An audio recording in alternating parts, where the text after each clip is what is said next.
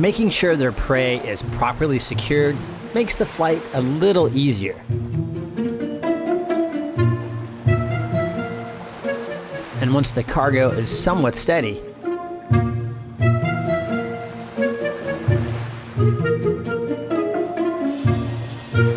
time to surf out on the wind. Surfing on the back of your prey is a specially acquired skill that not many animals have.